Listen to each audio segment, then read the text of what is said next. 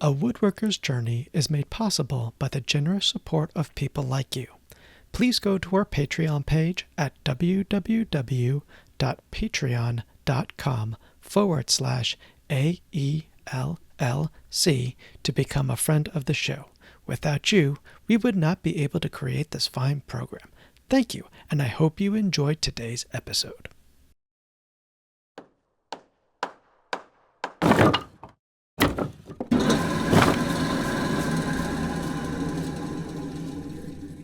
Baruch Hashem, and welcome to A Woodworker's Journey. I launched this YouTube channel about 7 months ago. So to celebrate making it past 6 months, I want to give you some of my thoughts about where I am on my journey, what I've learned so far in starting woodworking, and where I am in growing this channel. In case you haven't noticed, I do add chapters to these YouTube videos. So if you want to skip around to a particular observation, feel free to do so. I won't be offended if you skip around, so long as you like this video, subscribe to my YouTube channel, and make some comments. So I will start off by talking about the channel and then on to some observations about woodworking. So as of July 17th, I have 188 subscribers to this channel. In May, which was about 5 months after I launched this YouTube channel, I got my first subscriber who I didn't know. Before May, I spent a lot of time sending out individual communications to everyone on my social media accounts, asking them if they would subscribe. And I am truly honored and humbled that so many of you, my friends, have decided to subscribe to the channel. I really do appreciate it. So in order to start earning money off of YouTube as a content creator, such as myself, I need to reach certain milestones. The first milestone allows a content creator to create YouTube memberships, accept supers on chats, and connect their online store to the channel. The next milestone, and in my opinion the most important milestone, will allow me to earn money from the advertising YouTube puts on the channel. Since I have yet to reach the first milestone, I'll just talk about that one right now. In order to reach the first milestone, I need to meet 3 criteria. The first is to upload at least 3 videos in 90 days. Check. That was the easiest one to meet. The other 2 are a lot more difficult. The second criteria is to get at least 500 subscribers. With 188 current subscribers, I need to get another 312 subscribers. So please tell your friends about me and ask them to subscribe to the channel. Subscribing doesn't cost anything, but it means a whole lot to the content creators like me. And the last criteria is the most difficult in my opinion. I need for the world to view 3,000 hours of my videos in 1 year. This viewing doesn't have to be done by a subscriber. Anyone can view my videos and it would count towards the viewing hours total. So far, I have 27 total viewing hours. So I have a long ways to go with the last criteria. Please write in the comments if you think I will earn the first milestone by the end of the year. So speaking of milestones, this month, which is July, I received my first unsolicited sponsorship invitation as a content creator. Unfortunately, I chose to decline the offer. Please know that when I do accept sponsorships for this channel, it is because I believe it will provide value to you, and it is in keeping with my principles. I take this responsibility very seriously.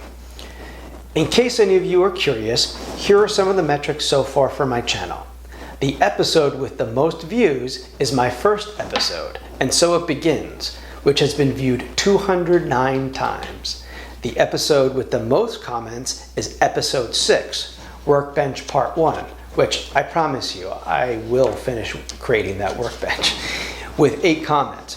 And the episode with the most likes is episode 4, Master's Gavel Repair, with 12 likes. Now, in my first episode, I talked about my publishing schedule, and then I updated it later so that I can be in keeping with the earning criteria. In a bid to keep me accountable to that publishing schedule, I want to share how well I have done. To date, I have published 5 episodes on time, 3 late episodes, including this one, which was not published on time, and I missed 1 publishing date altogether. So not the greatest. The summer has been pretty difficult. Between May, June, and July, we have had a lot of family come in to visit, a lot of birthdays, and then in the month of July, I had the plague for like 3 weeks. It's been tough for the summertime for filming. Now, filming woodworking for YouTube is not easy. I hope you bear with me as I am still learning what angles provide the best sight lines to show you what I'm doing, and I'm learning more about lighting and sound. For instance, getting the proper volume set for my background music. Sometimes it's nice just to woodwork and not film what I'm doing. For instance, I had a short deadline to get the swing set ready for my daughter's birthday party. I really didn't have time to set up the camera and the lighting and to film all the work that I was doing. So I just got going. While I enjoy sharing my journey with all of you, it's also nice just to work in the workshop, just for the pleasure of working in the workshop. So as I do more woodworking, I'm acquiring more tools. Now, my history using battery-operated tool has not always been the greatest. The batteries I need always seem to be dead or dying when I need it. When the battery dies or is too low of a charge for me to use it, I have to stop what I'm doing and wait for it to charge. And of course, the other battery is usually just as bad. So whenever possible, I get and use carded tools. In many cases, carded tools are cheaper and more powerful than battery-operated tools. When I need to use a tool, I just plug it in and use it. No need to futz around with the battery. I haven't needed to use an impact driver because my corded drill fulfills that role. Now, life using a corded tools is not all roses and rainbows. You need more outlets to use a corded tool, and those outlets have to be close to what you're working on. Then there's the cord itself that can get in the way. And with great power comes great responsibility. You need to be careful with a corded drill because it is so powerful. Luckily, most corded drills allows you to control the power by using the trigger. Depressing the trigger in little bits controls how quickly and how powerful the drill is going to be used. So there are 2 pieces of advice that I really hope you take away from this video, and this is one of them. Take the time to drill the hole before you put in the screw. I know it's quicker to just screw in the screw, but the time it takes to do this correctly is so worth it. It will make it so much easier for your underpowered impact driver to put in the screw. It's also super important so you don't split the wood you're working with, especially if you're working with power tools like a corded drill. I found that an indisputable fact about Woodworker, and you're not going to be able to get around it, is that it's going to take you 5 minutes to set up your cut and like a second to actually do the cut. If you woodwork, you're going to spend most of your time setting up the equipment and making sure that the cut, the drilling, the screwing, or whatever you're doing is done correctly and safely, that you are actually doing the screwing or the cutting or the gluing. Now here's the second piece of advice that I really hope you take away from this video. Featherboards make using the table saw so much easier. Not only do they make your cut easier, it makes the cut safer. Use the featherboards. They're amazing. Now, since I don't have a workbench, I have been using a Works Pegasus as a work surface and miter saw station. Overall, it's been super useful and I would highly recommend it. I even got 2 Works sawhorses to complement the Pegasus. However, it is very light and you do need to put a lot of weight on the bottom to keep it steady and stable. Now, the tool that I've been using the most is my Swanson Speed Square. It is super easy to use, and I'm not really doing fine woodworking yet, so this speed square is just the right size, and it fulfills just about all that my needs when I'm laying out cut lines. Now, this may be a well-known trick with a Swanson Speed Square, but it just about blew my mind when I discovered it. You can measure a screw with it.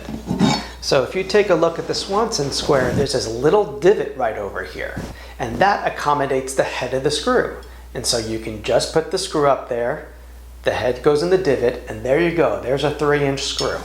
Absolutely amazing. Cool, isn't it? I know, the wonders of a beginner's woodworking, finding out new cool things. But a not so cool trick with a Swanson speed square is to use it as a straight guide. When using the speed square as a straight guide to guide your cut, clamp it down. Because if you don't clamp it down, I don't care how hard you're holding it down, in my experience, the square is going to move on you and it's going to result in a slanted cut. So be careful when you do this, use a clamp, your hand is not going to be enough. As I begin to refine the workshop, it is becoming easier to work in the workshop. So what does that mean? It takes less time for me to set up and tear down the workshop, so I have more time to do the actual woodwork. 6 months, it's amazing how much work I have done in the workshop, and it's so much easier for me to just get into the workshop and work. Finally, recording my work has been my greatest teacher. Just as athletes record their games and practices to evaluate how they swing, catch and throw, and etc., and make improvements in their game, so has recording my builds allowed me to see what I'm doing wrong and to make corrections to my process. In some of the future videos, you're going to see me make some unsafe cuts. I will make sure to point these out so that you can learn along with me. That's all I have today. I look forward to continuing to take you along with me on this journey. Thank you, and happy woodworking. We hope you enjoyed today's episode. Please tell your friends about us. Don't forget to subscribe to our YouTube channel and like and comment on this video. A Woodworker's Journey is brought to you by the generous support of people like you. You can support this program by going to our Patreon page at www.patreon.com/AELLC to become a friend of the show. We could not do this without you. Thank you for your time, and I hope you found today's episode entertaining.